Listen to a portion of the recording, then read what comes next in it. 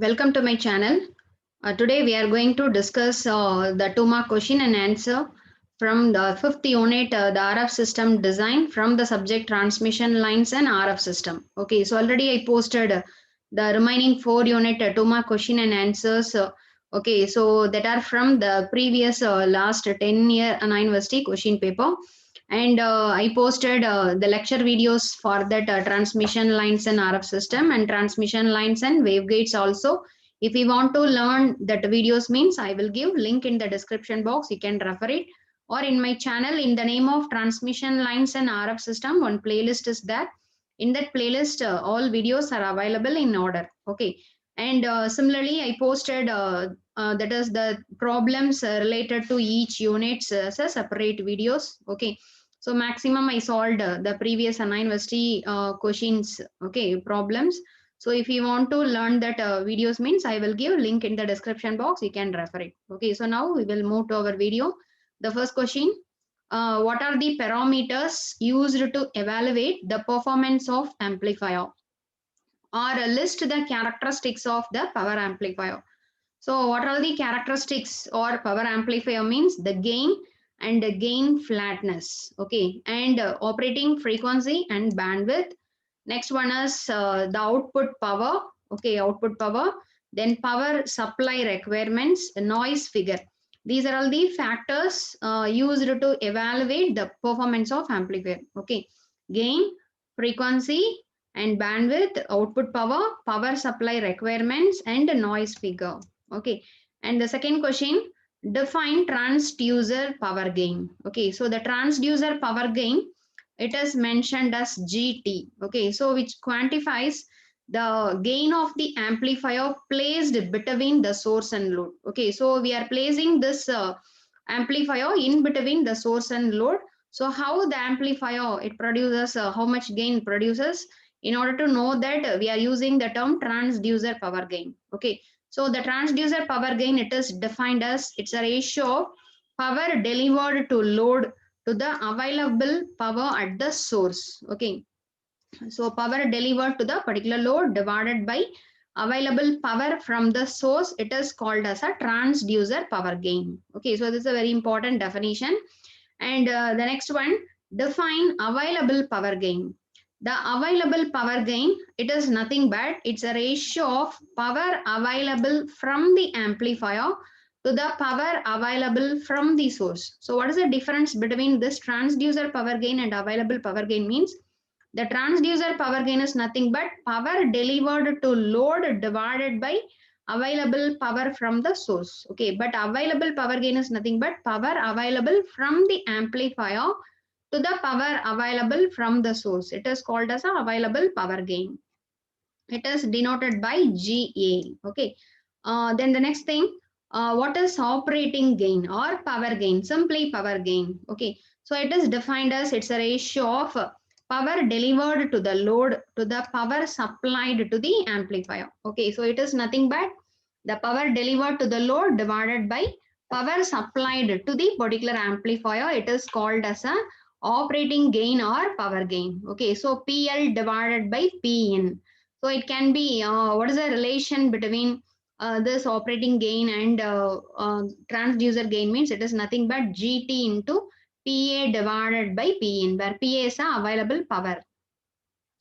Then the next question, define unconditional stability. Okay, so unconditional stability refers to the situation where the amplifier remains constant for any passive source and load at the selected frequency and biasing condition. Okay, so how the amplifier remains stable? Okay, where the amplifier remains stable for any passive source and load at the selected frequency and bias condition, that is called as unconditional stability. Okay, then the next one, define unilateral power gain.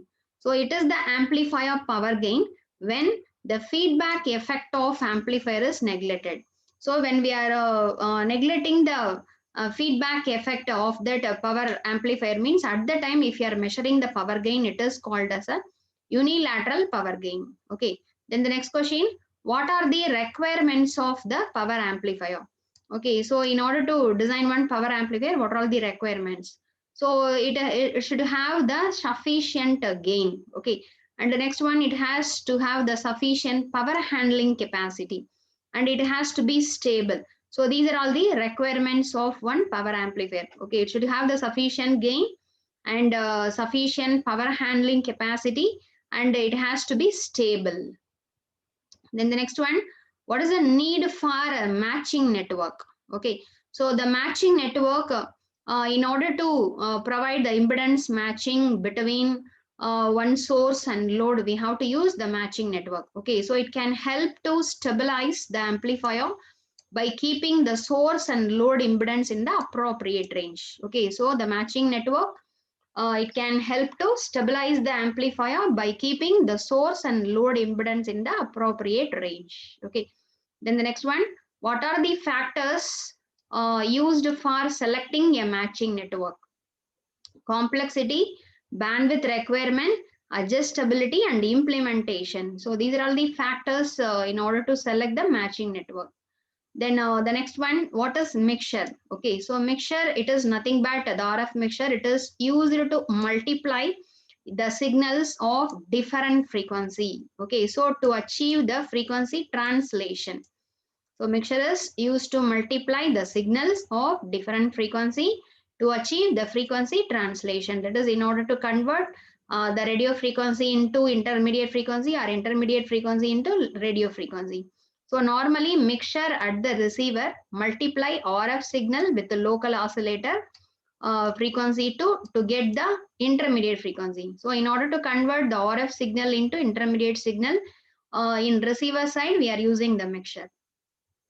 Okay, and what is low noise amplifier? LNA. So a low noise amplifier. So amplifier, it is used to amplify our given signal. Low noise amplifier means it's a one special amplifier.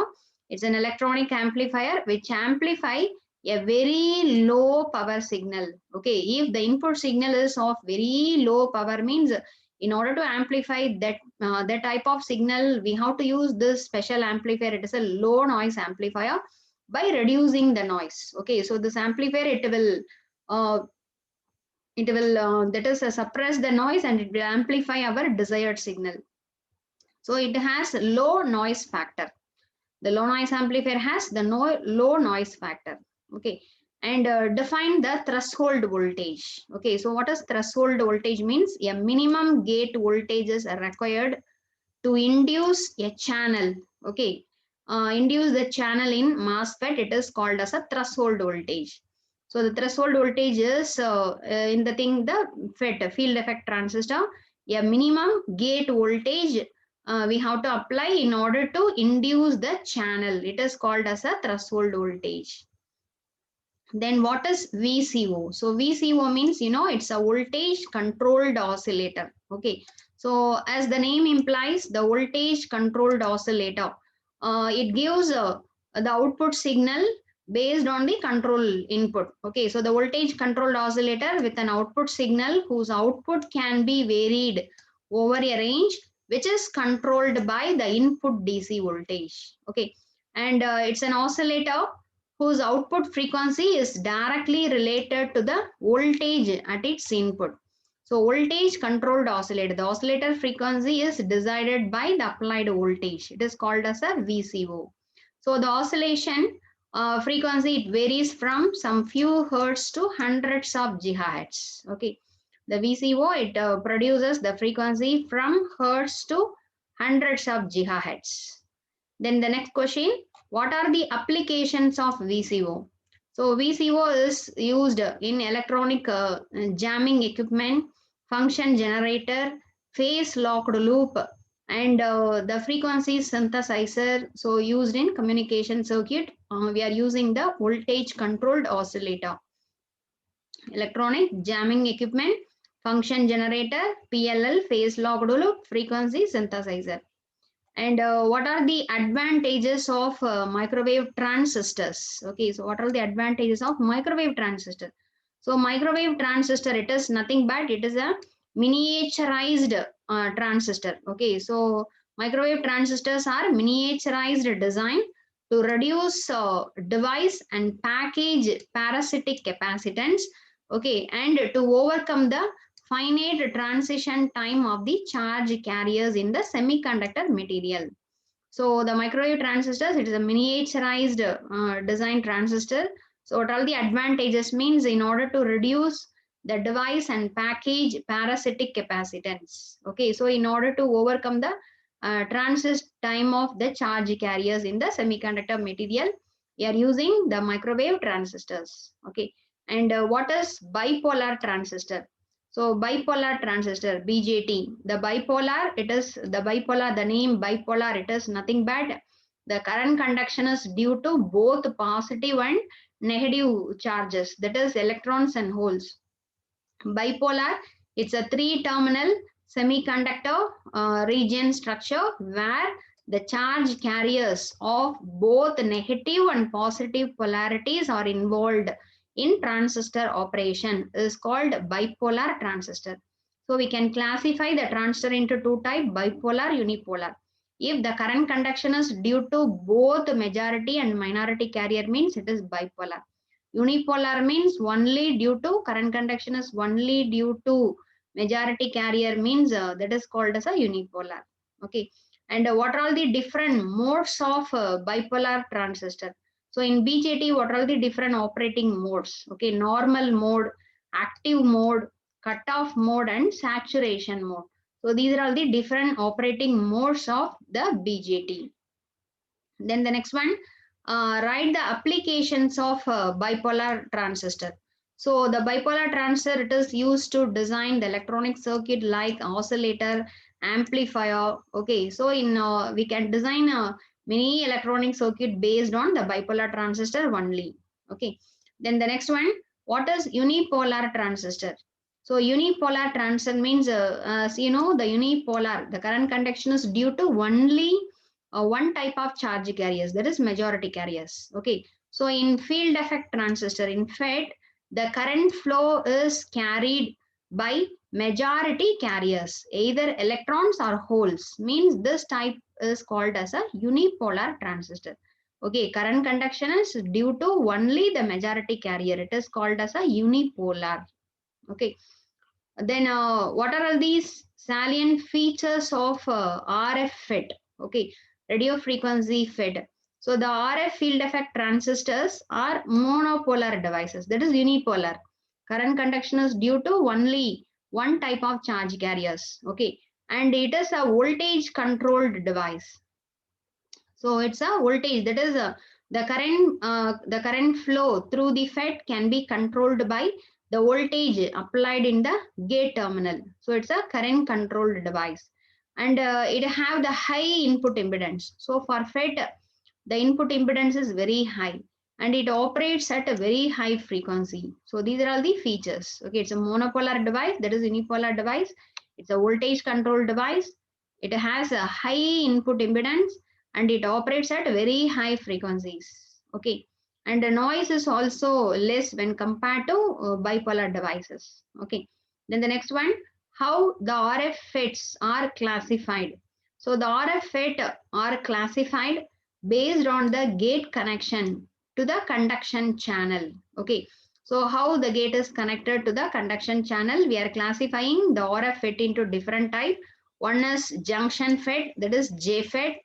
Another one is metal insulator semiconductor FET. Okay, MISFET, and metal semiconductor FET, MESFET, and hetero FET. These are all the different types of FET. Okay, RF radio frequency field effect transistors.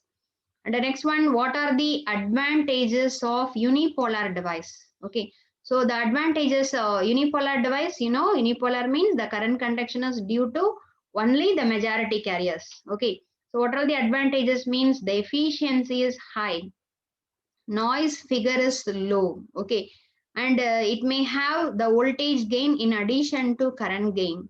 Okay, then its operating frequency is up to X band. Okay, its operating frequency is very high, and its input impedance is very high, up to several mega ohms. Okay, the input impedance value is very high, up to the several mega ohm. These are all the advantages of unipolar transistor. Okay, And the next one, what is MESFET? MESFET, metal oxide semiconductor field effect transistor. Okay, so the field effect transistors at microwave frequencies are mostly fabricated in gallium arsenide, and it use a metal semiconductor Schottky junction for gate contact. Okay, field effect transistors at a microwave frequencies are mostly fabricated in gallium arsenide. Okay, in order to use the field effect transistor in microwave frequency, that field effect transistors are fabricated using the semiconductor gallium arsenide. Okay, and it uses the metal semiconductor Schottky junction for gate contact. Okay, so this device is referred to as metal semiconductor field effect transistor. Define pinch off voltage. Okay, so the pinch off voltage is the drain to source voltage, after which the drain to source current becomes almost constant. Okay, so after the drain to source voltage VDS, okay, after the particular VDS, the drain current remains constant. So that point we are calling it as a pinch off voltage. Then the next one, what is called high electron mobility transistor, that is HEMT. Okay, HEMT. So it's a very important big question in this the 50 unit. Okay, HEMT, high electron mobility transistor. So high electron mobility transistor, it's a field effect transistor incorporating a junction between two materials. Okay, so here the junction between the two material with different band gap as the channel instead of the doped region. Okay, so because of that construction, so the mobility of the electron is very high in this transistor. So that's why this transistor is called as a high electron mobility transistor. Okay, and the next one, mention the advantages of HEMT. So already you know it's a high speed. Okay, so that's why high mobility electron. So that's why the high speed, high frequency operation, high power density, high efficiency. So these are all the advantages of the HEMT. Okay, and the next one, what is the band gap energy for germanium, silicon, and gallium arsenide? So we are using the different type of semiconductor material in order to fabricate the semiconductor devices. Okay, so for that, what is the band gap energy? For germanium, the band gap energy is 0.62 electron volt. For silicon, 1.12 electron volt. For gallium arsenide, 1.42 electron volt. Okay, so this is the band gap. Band gap means the energy gap between the conduction band and valence band. It is the band gap energy for three types of semiconductor material. Then the next one, what is diffusion current? Okay, when the p-type and n-type semiconductors are joined together, we can get one p-n junction. Okay, the p-n junction is formed, and current flows across the junction because of the difference in carrier concentration in the semiconductor. So this type of current is said to be diffusion current. Okay, so if you are that is joining one p-n n-type semiconductor means here one p-n junction is formed. So because of the different carrier concentration in p-type, the majority carriers are holes. In n-type, majority carriers are electrons.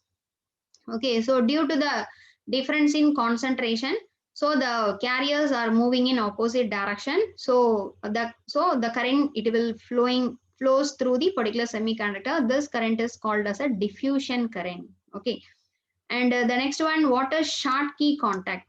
The Schottky contact is nothing but semiconductor and metal contact. Okay, semiconductor and one metal contact, it is said to be Schottky contact. So it is having the greater barrier height and the low doping concentration. So what is the advantages of this Schottky contact means? Greater barrier height and low doping concentration. Then mention the advantages of Schottky contact. It provides a low forward drop, okay, and low junction capacitance. It has a high switching characteristics, and it operates at a high frequency. These are all the advantages of the Schottky contact. Okay, it provides a low forward drop, It has low junction capacitance, high switching characteristics. It operates at a high frequency. Then the next one, define forward current gain in BJT.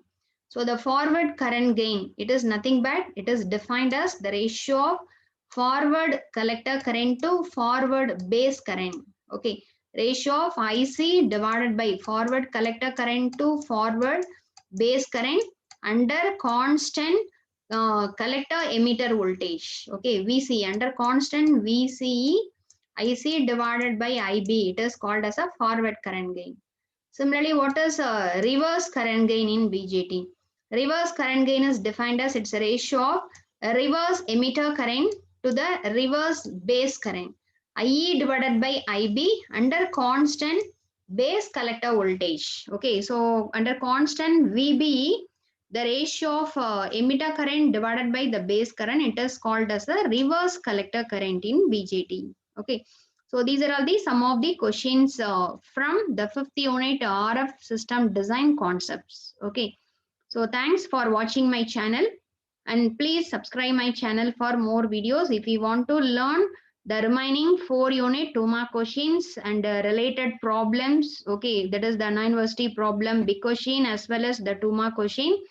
I will give the link for that videos in the description box. You can refer it, or in my channel in the name of transmission lines and RF system, one playlist is there. In that playlist, the lecture videos as well as the 2 mark question and problems, all videos are available. Okay, you can utilize it. Okay, so thank you. We will meet in the next video.